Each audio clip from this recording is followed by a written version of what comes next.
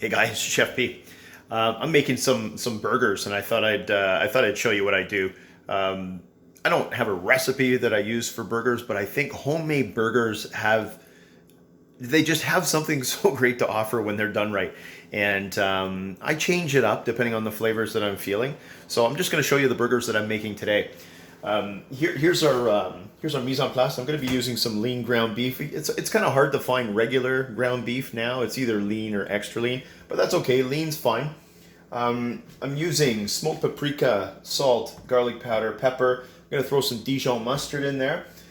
Some breadcrumbs to just help bind it together. I like to throw in a little bit of onion soup mix in there as well. And I'm going to be stuffing these with blue cheese. So I'm going to be making the burgers around the blue cheese, and then when I grill them, it's going to melt on the inside. And blue cheese and beef just go so well together. So anyways, I'm just going to take you through the process. I'm not going to show you how to cook them on your grill or anything like that, but I'm getting them ready, and I'm going to let them rest till I cook them later on today. Now, before I get my hands into the meat and all that sort of thing, and really when it comes to hamburgers, you got to get your hands in there. So you want to make sure that your station's nice and clean. And I'm going to prep my blue cheese first, so I don't have to touch the package and then contaminate the inside of this package. So I'm going to cut. I think I'm only going to make. I think it'll be about 5-6 burgers. So I'm going to cut those and put them on the plate here. So here we go. Now the blue cheese that you use really doesn't matter. I find the higher the fat count, the better melting that it has. So a Roquefort or Gorgonzola would be wonderful. This is just your straight Swedish or Danish blue rather. And it was on sale, so I grabbed it. All right, so I'm gonna put, see that? A little chunk like that, and that's gonna be embedded on the inside. So I think that'll be really, really good.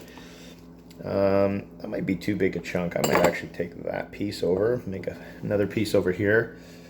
That's it. Even if it crumbles, don't worry about it, because that's just going to go on the inside. And it's kind of cool because when that burger cooks, all that, it'll melt. It'll be just so beautiful, so delicious. And that's it. I'm going to get one more little piece. Yeah, the last thing I want to do is go and put an E. coli all over this thing, and then the next person who has a slice ends up getting sick. So getting those ready before I get my hands dirty. Obviously, once I cut those and I start making burgers with them, I'm not going to be putting this cheese in my mouth, okay, guys? It has to get cooked first once I touch it. And that's it. Then we're going to start the mixing process. I'm going to put away this blue cheese.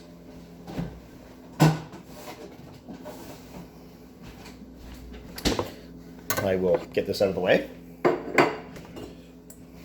Over to here, the bowl. I'm going to start off with my meat.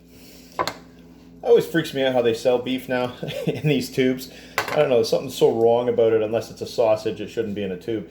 But here we go. There we go, get that all out.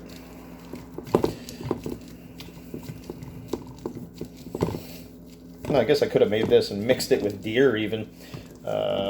This could be blended too. A little bit of pork mixed in sometimes isn't a bad idea either. But I'm just going to go straight beef here today. I'm just going to make straight beef burgers with some blue cheese on the inside. It's going to be so good. And let's get this other one in there too.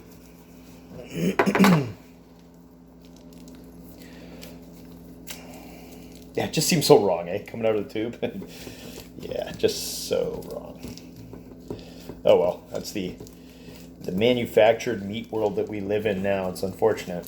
Hopefully with this whole pandemic, people will go back to giving the money to their butchers and getting better quality meats and more ethically sourced meats. But anyway, we shall do that. Okay, so I'm going to now start the process of seasoning. So pepper, I'm going to put, well, that came out way too fast, but that's okay because that's about how much I wanted.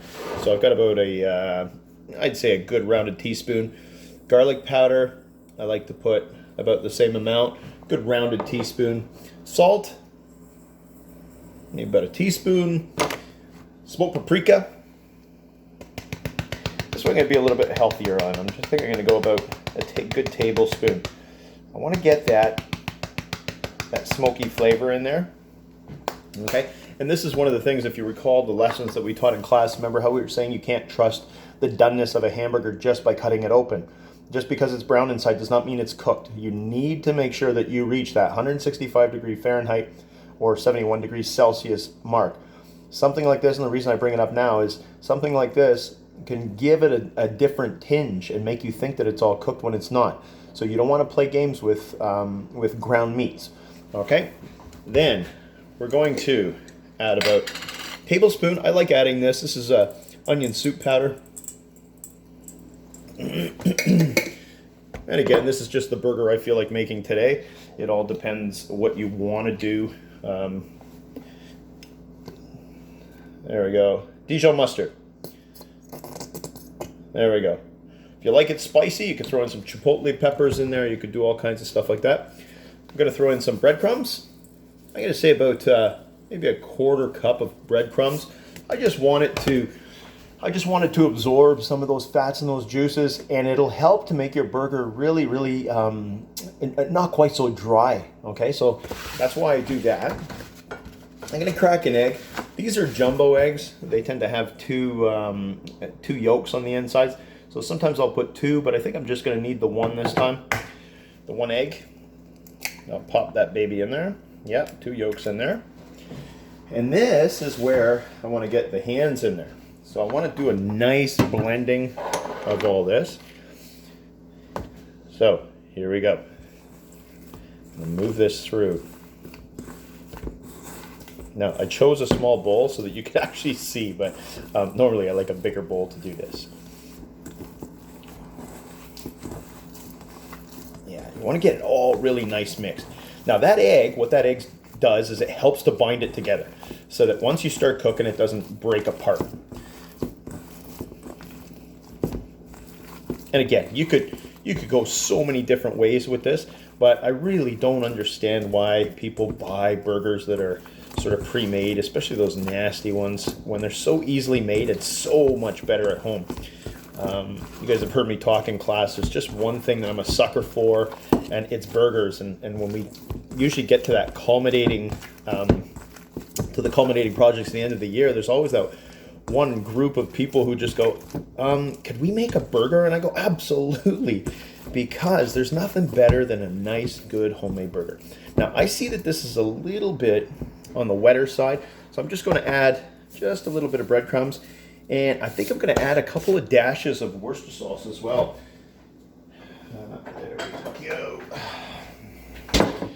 Worcester sauce, I'm not using my mixing hand here, so Worcester sauce just gives it that deep bottom end flavor, which we love in beef.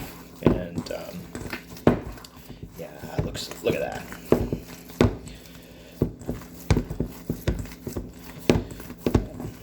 Now, when that's all nicely blended, look at that. Now, you could, if you wanted to, I've already seasoned and I'm just going by my heart and soul on this one, but you could cook a little bit and then just check out if the seasoning's okay, and you could adjust your seasoning then, not a problem. But I'm just going to go with my gut on this one, that's okay. And now I'm going to wash my hands. I'll put you on hold for that one. All right, let's assemble these burgers. So I like to get a plate or a tray or something to that effect. I'm just gonna put a little bit of oil on the bottom, and between my layers, I'll put some plastic and a little bit of oil. And then that way, not only are they greased and ready for the grill when I put them on, but they're not going to stick to each other and that sort of thing. So I'm just gonna put a little bit of oil, and I'm gonna coat that plate like that. There we go. Looks good. Okay, so then I'm going to grab a good handful. You could measure these if you wanted to, and I start to make a little bit of a ball, right? So like a big meatball, and then I'm going to push on the inside of that meatball. I'm going to open this right up, and then I'll put that blue cheese on the inside, like that. Then I'm going to bring that around. Like that. Okay, I'm gonna make sure that's all nice and sealed. So now it's like a meatball, but with blue cheese on the inside. And then I'm gonna start to flatten that out. And I want to use my thumbs on the side to shape the edges of that burger. Realize that when you make homemade burgers, that because there aren't crazy amounts of filler and all that kind of stuff, that when you cook them, they will shrink a little bit. Okay, so I like to make them a little bit bigger than what the buns that I'm going to use are. And there we go, look at that. Okay, so that's number one. Then do the same thing, grab another one. Make my meatball first. Poke the inside. And take that blue cheese. Put that blue cheese on the inside. Ooh, that one's got a lot. That's good. This is going to be chef peas for sure. All right, so I'm going to close that up. Then flatten her out. And again, I'm using those thumbs on the side just to sort of make an edge. I want a nice clean edge. I don't want it to break apart. I want it to be together. All right, so like that. And again, onto that oiled surface. Okay, so I'm going to continue and make these, and then I'll show you when I'm done the group. Okay, so I'm just doing this last one here, and I had said I'd make 6, but actually I have 7, so that works for me. So, same thing, take all this, put it in there, and this last one's going to get all the final little bits of, of blue cheese that are left here. And so close that up, pinch it up like that. Once that's all sealed, then here, like that. All right, so again, I use my thumb on the sides, make an edge like that.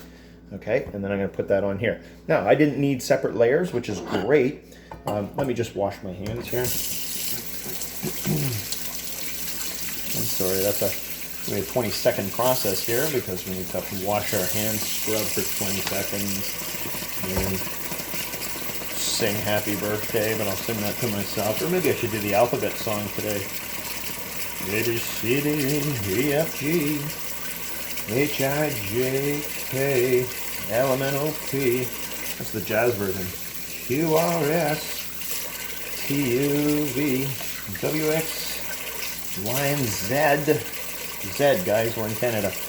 No Z's here. Alright, so, dry that. And that one will go into the wash bin. Alright, so here's what we have. So there's 7 of these. I like to let them sit for a couple hours in the fridge, and they just sort of get a little stiffer. So that way when I put them on the hot grill, they're going to be okay. But last, I'm just going to put a wee bit more oil on top. I have to wash my hands again here, but actually, you know what? I'll use a spoon so I don't have to, so I can do that and save us time here. So I'll use a spoon. It's always better with the hands, but here we go. And again, I'm going to store those on the bottom shelf of my fridge, right? Okay, so I don't want them dripping or anything onto my salads or anything like that. There we go. Beautiful. So I got 7 here. So might have to have 2 of these for dinner. All right, put that on here like that.